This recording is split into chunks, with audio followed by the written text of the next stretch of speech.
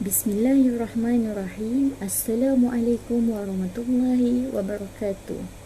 Kita buka majlis kita dengan Ummul Kitab Al-Fatihah.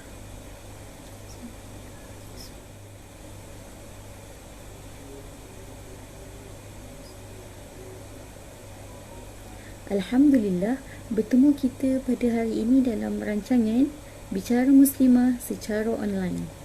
Saya Siti Nurhanisah binti Muhammad Nur selaku moderator majlis pada malam ini. Bersama saya dengan beberapa orang ahli panel kita pada malam ini. Saya memperkenalkan ahli panel yang pertama. Beliau berasal dari Perak, sudah berumah tangga dan juga bekas jurusan Sains Kemanusiaan Psikologi di Universiti Islam Antarabangsa. Dipersilakan. Bismillahirrahmanirrahim. Assalamualaikum warahmatullahi wabarakatuh. Apa khabar semua? Terima kasih kepada saudari pengerusi majlis, saudari Hanisa.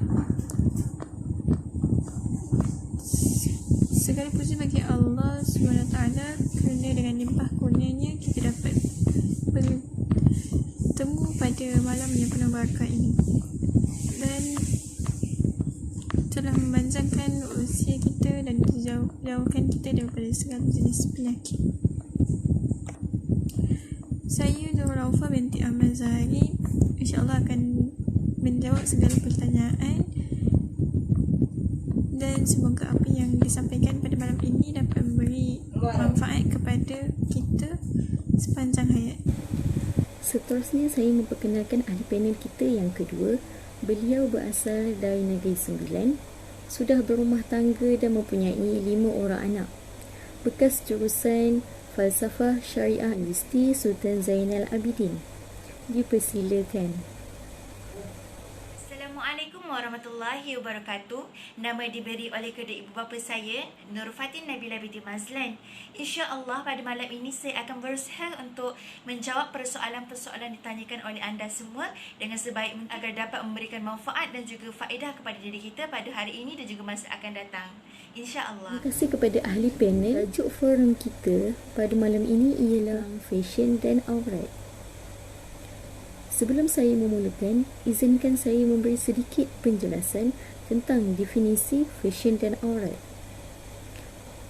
Pada pandangan saya, fashion dan aurat ini adalah yang amat penting bagi agama Islam. Utamanya kepada segelintir umat Islam yang tidak lagi untuk menutup aurat dengan sempurna kerana takut untuk menempuh cabaran yang akan datang.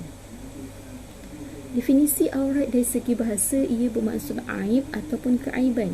Dari segi istilah, maksud bahagian tubuh badan yang wajib ditutup atau dilindungi dari pandangan orang lain. Ini bermakna aurat itu mestilah dijaga, dilindungi, dikawal serta disembunyikan supaya ia tidak terbuka sehingga menyebabkan seseorang itu berasa malu. Tajuk kita pada malam ini, ia lebih tertumpu kepada golongan wanita kerana golongan wanita lebih banyak aurat yang perlu dijaga berbanding kaum lelaki. Definisi fashion pula ia bermaksud gaya pemakaian, tingkah laku serta kegemaran yang menjadi ikutan ramai yang boleh berubah mengikut pengedaran zaman. Fashion ini juga boleh mempengaruhi gaya hidup kehidupan masyarakat. Fenomena fashion pada masa kini diperlihatkan dengan kepelbagaian trend fashion yang mengikut syariat atau tidak. Sekiranya anda ada sebarang pertanyaan, sila kemukakan soalan anda di talian 011-1204-1994. Saya ulang, di talian 011-1204-1994. Kita akan meneruskan sesi soal jawab selepas ini.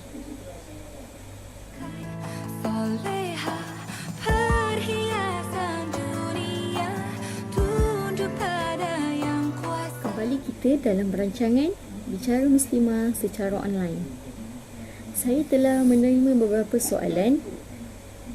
Soalan pertama itu diajukan kepada saudari Fatin yang berbunyi, apakah hukum menutup aurat dan kenapa kita perlu mematuhinya? Dipersilakan saudari Fatin. Assalamualaikum warahmatullahi wabarakatuh dan selamat malam saya ucapkan. Alhamdulillah, pada malam ini saya akan menjawab beberapa persoalan yang telah ditanyakan oleh moderator sebentar tadi. Jadi soalan pertama berbunyi, apakah hukum dan bukti menutup aurat dan kenapa kita sebagai seorang muslimah harus mematuhinya?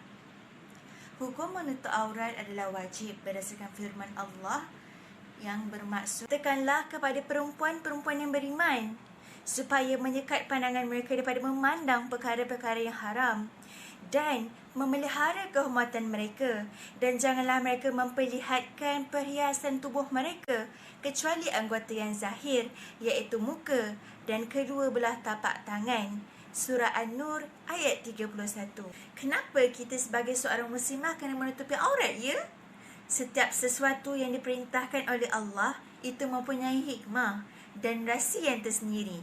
Dan di antara hikmah-hikmahnya ialah, yang pertama adalah untuk menutup pintu-pintu fitnah. Sabda Rasulullah sallallahu alaihi wasallam yang bermaksud, tidak ada selepasku ini fitnah yang lebih bahaya kepada kaum lelaki adalah selain fitnah perempuan. Yang kedua adalah untuk menghindari kegiatan maksiat. Seluruh tubuh wanita ini akan menjadi daya tarikan yang mempersonakan di pandangan mata lelaki yang akan menyebabkan berlakunya kemaksiatan. Na'udzubillah.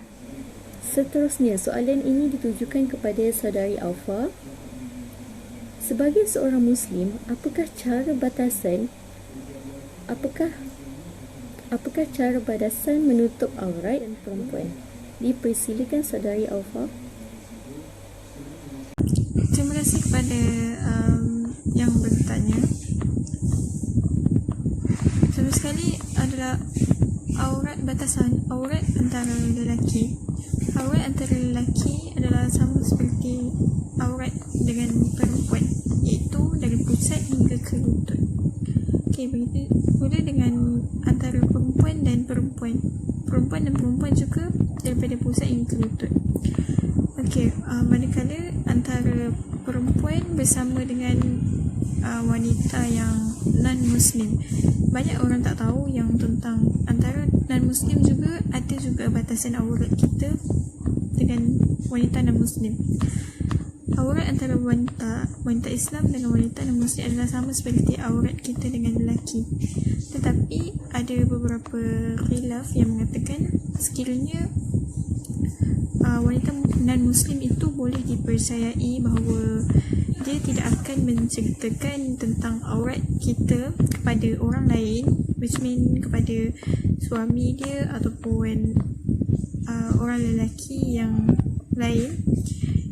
Kita boleh buka aurat depan dia, tapi just boleh aurat-aurat yang di luaran je. Maksudnya just macam just kita boleh buka tudung depan dia ataupun stokin, tak perlu pakai dia dengan dia.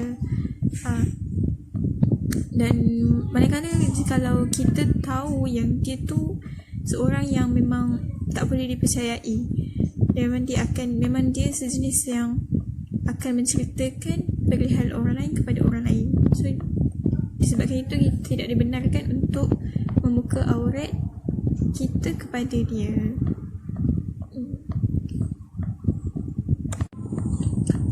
Manakala aurat wanita dengan lelaki, seperti yang kita sedia maklum, adalah seluruh anggota badan kecuali tapak tangan dan muka. Sebagai contoh, daripada Sayyidatina Aisyah, beliau melihat adiknya, saudara perempuannya iaitu Asma binti Abu Bakar, datang bertemu dengan Rasulullah dalam berkeadaan pakaiannya yang jarang macam tu. And then Rasulullah bersabda kepada dia bahawa wahai Asma, sekiranya seseorang wanita itu mencapai umur balighnya, dia hendaklah menutup seluruh anggota badannya kecuali sambil Nabi menunjukkan had, kecuali tangan dan juga mukanya. Kita teruskan dengan menjawab beberapa soalan lagi. Pada masa kini, orang lebih mengikuti fashion berbanding mengikut syariat yang ditetap. Bagaimana kita sebagai orang Islam harus menutup aurat mengikut fashion pada masa kini? Dipersilakan Saudari Fatih. Soalan kedua yang ditanyakan oleh moderator kepada saya ialah, pada masa kini ramai para muslimah yang gemar mengikuti perkembangan fashion tapi enggan mengikuti perintah syariat. Bagaimana kita hendak berfashion tapi masih menutup aurat? Wahai para muslimah yang dikasihi Allah sekalian, bermacam-macam fashion yang ada pada masa kini, tapi hendaklah kita mengutamakan syariat terlebih dahulu. Tidak semestinya kita memakai pakaian bidang 60 saja, ya. Boleh saja memakai shawl, tetapi hendaklah kita memastikan gaya yang kita pakai itu menutupi aurat dan juga labu. Mana pula dengan pemakaian kita, ya? Apabila kita hendak memilih pakaian iaitu baju dan seluar, hendaklah kita ingat, pastikan kita memilih pakaian yang longgar dan tidak ketat. Yang paling penting tidak menampakkan bentuk tubuh badan kita.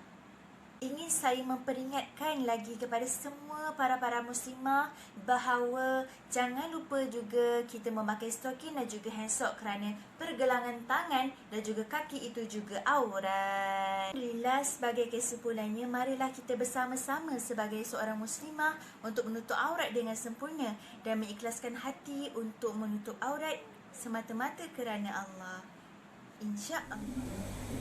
Dan soalan yang terakhir berbunyi, ramai orang terlepas pandang dalam kesilapan menutup aurat baik lelaki maupun perempuan. Apakah bertabarus itu di kalangan golongan yang tidak menutup aurat? Dipersilakan Saudari Aufa. Kita izinkan saya menerangkan tentang makna tabarus ni. Tabarus ni adalah berhias. Ramai orang yang salah anggap dengan maksud tabarus ni. Bila dengar je tabarus, tabarus ni haram, tabarus ni haram. Tapi asal tabarus ni adalah memang dibenarkan, tetapi jika berlebihan sehingga menyerupai wanita-wanita zaman jahiliyah dulu, itu yang menjadikan hukumnya haram. Bila kita pakai sesuatu tu berlebihan dengan cara berhias yang dianjurkan oleh Islam, itu yang menjadikan hukumnya haram. Seperti mana firman Allah SWT dalam surah An-Nur ayat 31 yang bermaksud, dan janganlah mereka, yakni wanita-wanita Islam, memukulkan kaki mereka agar diketahui perhiasan yang mereka sembunyikan. Maksudnya kat sini, seseorang wanita Islam itu memang dilarang untuk cara jalannya agar menarik perhatian orang-orang di sekeliling agar mengetahui tentang perhiasan yang mereka sembunyikan. Sebagai contohnya, bila someone tu pakai gelang kaki dan dia sengaja berjalan tu secara laju-laju ke atau hentak-hentak ke supaya dengar bunyi. Biasanya kan kalau dekat gelang kaki kan ada loceng, kebiasaannya lah. So memang sengaja nak bagi dengar bunyi loceng tu. Ataupun kalau yang pakai yang gelang tangan, biasanya kalau orang yang pakai handsock, ada yang jenis yang pakai gelang tangan pula kat luar. And then dia saja kalau nak buat something like ambil sesuatu ke, akan macam selak sikit lah dia punya lengan baju tu bagi saya nampak dia punya gelang tu kan. Sebagai contohnya macam Mami Jaruman yang cerita dulu lah, dah lama dah, I don't know sekarang ni ada lagi ke tak, but dia sengaja bila dia lagi dia selak-selaknya tangan dia tu bagi nampakkan gelang yang dia pakai tu. So yang itu yang tak boleh. Sebagai kesimpulannya kat sini, berpakaian bagi wanita, even pakaian tu menutup aurat sekalipun, tetapi dia berlebihan adalah dilarang. Sebagai contoh, fashion, kalau fashion zaman sekarang kan, fashion tak salah, cuma jangan terlampau berlebihan. Sebagai contoh macam labuci tu daripada atas sampai ke bawah, kalau boleh daripada jauh lagi orang dah nampak dia saja bersinar-sinar gitu. Itu tak boleh. Kan sifat asal perempuan kan dilindungi. So bila kalau gitu pakai pakaian macam tu, orang mesti akan jadi tertumpu dengan kita. So larilah dengan sifat asal wanita yang dilindungi itu. Okay, setakat itu saja penjelasan saya. Terima kasih. Topik fashion dan aurat ini sering menjadi balahan di kalangan masyarakat dan menjadi hangat diperkatakan di dalam media sosial. Antara contoh di dalam media sosial ialah terjadinya fenomena on-off memakai tudung di kalangan selebriti-selebriti. Fashion ini terlalu banyak variasi yang boleh menyebabkan tujuan fashion itu diabaikan. Fashion ini adalah untuk menyesuaikan pemakaian Islam mengikut pengedaran zaman. Tapi disebabkan fashion ini terlalu drastik, ia menyebabkan aurat itu diketepikan dan masyarakat lebih tertumpu kepada pemakaian keunikan fashion tersebut. Fashion ini hanyalah syarat untuk menyesuaikan kita dengan persekitaran hidup kita. Kesimpulannya, kita haruslah menitik beratkan tentang fashion dan aurat ini. Apa sahaja yang kita pakai, ia melambangkan tentang kepribadian seseorang. Fitrah wanita sukakan kecantikan. Malah Rasulullah SAW menegaskan bahawa Allah SWT itu indah. Dia ciptakan keindahan. Islam tidak pernah melarang kita untuk memilih memakai pakaian yang berfashion, tetapi ia haruslah mengikut garis panduan yang telah ditetapkan oleh Islam. Terima kasih kepada ahli panel yang telah menjawab soalan-soalan yang dikemukakan. Semoga apa yang telah diterangkan oleh ahli panel kita dapat menjawab soalan yang terbuku di anda sebelum ini. Kita sudahi majlis kita dengan tasbih kifarah dan suratul As.